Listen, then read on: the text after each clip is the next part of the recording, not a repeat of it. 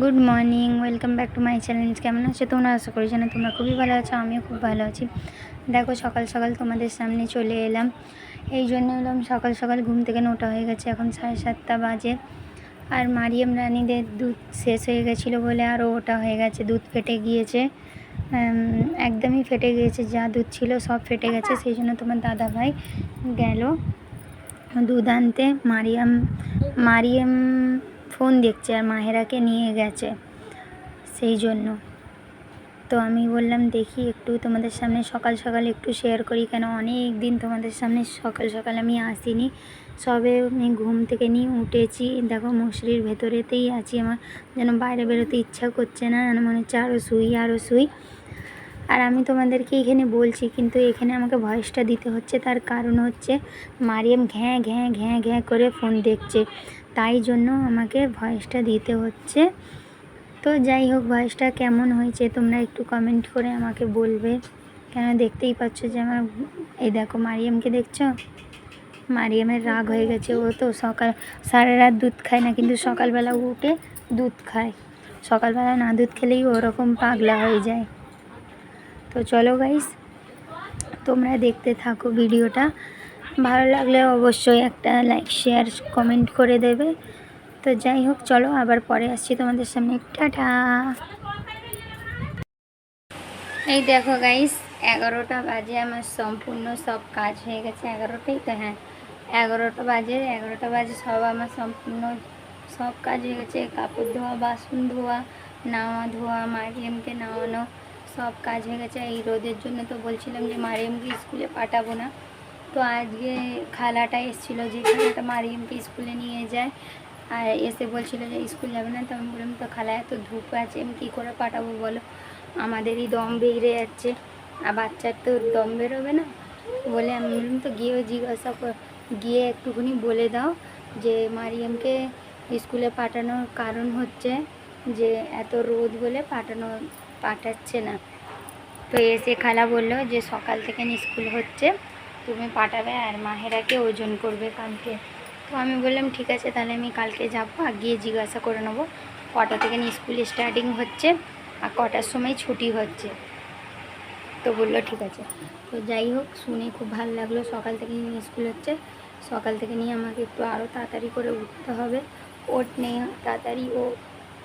তো সকালবেলায় আমার ঘুম ভাঙতে চায় না, কিন্তু কী করবো, মেয়েদের তারে উঠতে হবে। আর এই যা রোদ্দুর, আমি বেলাতে স্কুলে পাঠাতে পারবো না গো, খুব কষ্ট আমারই হয়, আমার মেয়ের হবে না বলো। আর তো চলো, যাই হোক কালকে দেখা যাবে, কালকে কী হচ্ছে। কালকে আমাকে আরও তাড়াতাড়ি উঠতে হবে স্কুলের জন্য। তো চলো বন্ধুরা, তোমরা দেখতে থাকো, পরে আবার আসছি তোমাদের সামনে। বললাম এইটুকুনি কথাটা তোমাদের সাথে শেয়ার করি, আর তোমরা আমার নিজেদের মতো আছো বলে তোমাদেরকে শেয়ার করছি। আর তাছাড়া কী বলে, এখন আমার রান্না করারও কিছু নেই বলতে, আজকে আমি খিচুড়ি রান্না করব, ডাল চালের খিচুড়ি। সেই জন্য এখন তাড়াও নেই, 12:30 1টার সময় আমি চাপাবো, তাহলে 1:30 অবধি হয়ে যাবে, তো আমাদের খাওয়া হয়ে যাবে। তোমার দাদাভাইকে ফোন করে বলবো খিচুড়ি রান্না করছি, তুমি তাড়াতাড়ি চলে আসো, নাহলে আবার ঠান্ডা হয়ে গেলে খিচুড়ি ভালো লাগবে না। তো খিচুড়ি রান্না করব। আর কি রান্না করব, যদি আলু ভর্তা রান্না করি তো করে দেবো, এখানে হিমচে পাতা আছে, ওই হিমচে পাতা নিয়ে ভর্তা করে দেবো একটু। তো দেখি চলো কী করা যায়, শুধু আলু ভর্তা করছি কি হিমচে পাতার ভর্তা করছি, যাই করবো তোমরা দেখতেই পাবে। তো চলো ততক্ষণের তাই তোমার সাথে থাকো, আমার পাশে থাকো, আর আমি আসছি আবার পরে, তোমরা দেখতে থাকো কন্টিনিউ, ভিডিওটাকে স্কিপ করবে না, তো দেখতে থাকো, ঠিক আছে? চলো পরে আসছি।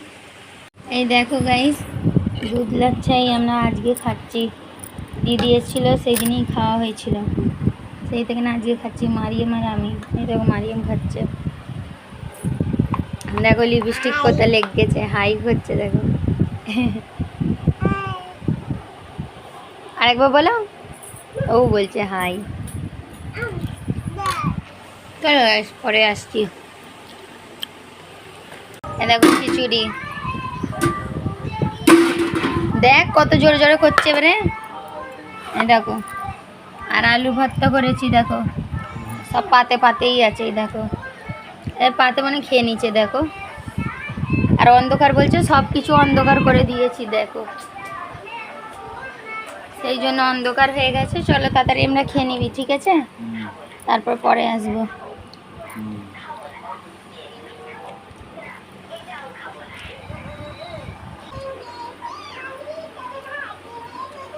চল তাড়াতাড়ি খেয়ে নি,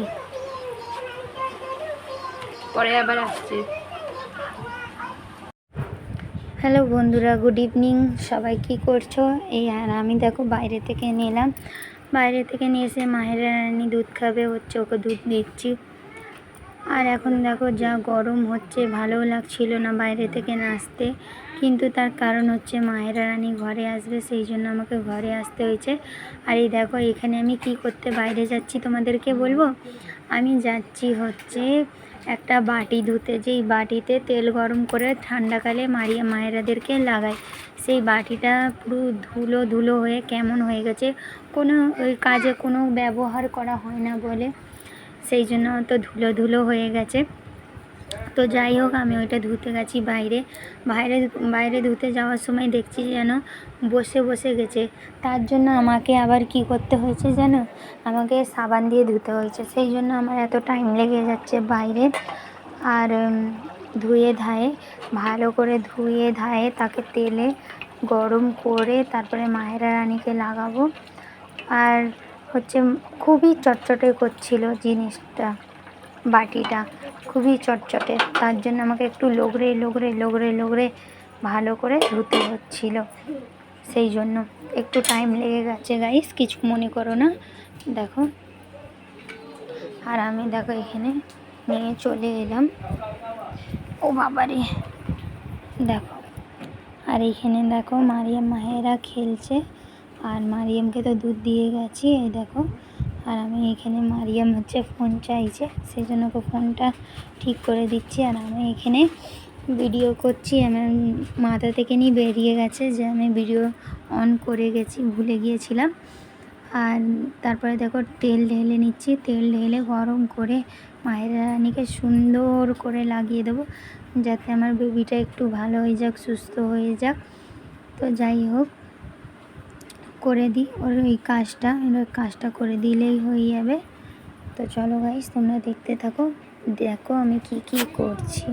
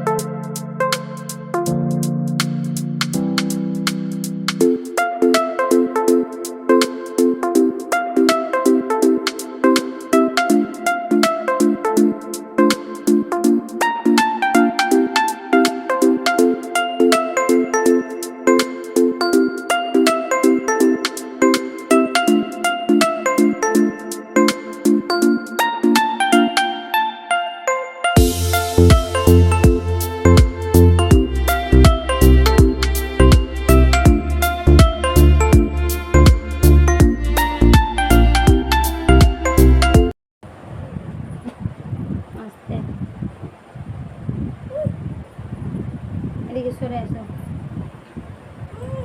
দাও মালিশ করে দিই, কাপড় তোলো। গলায় ব্যথা হচ্ছে তো, গলায় কাশতেছে তো, আমার কষ্ট হচ্ছে দেখে। এর তো ব্যথা হচ্ছে না, ব্যথা হচ্ছে বলতে পারছে না। আজকেই একদম হঠাৎ করে ওরকম কাশছে।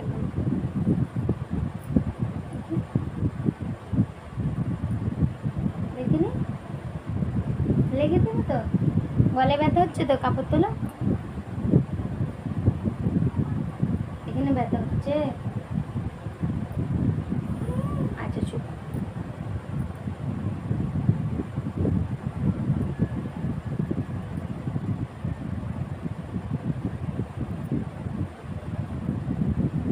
ঠান্ডা লেগে গেছে জানো, যে আইসক্রিম খেয়েছে। আবার আজকে সন্ধ্যেবেলা আমার দাদাভাই ওকে আইসক্রিম কিনে দিল। আমি বললাম দেখো মেয়েটার জান খারাপ আছে, দিও না কিনে, কিন্তু তবুও শুনলো না, বলে না সবাই খাচ্ছে, আমার মেয়ে মুখ তাকাচ্ছে, বলছে পাপা আমি খাবো, সেই জন্য ওকে কিনে নিয়ে এলো জানো।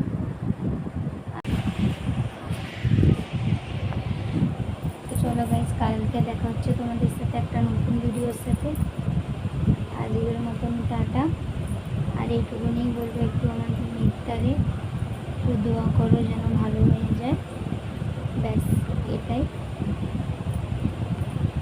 তো গুড নাইট, সবাই ভালো থেকো, সুস্থ থেকো, আরাম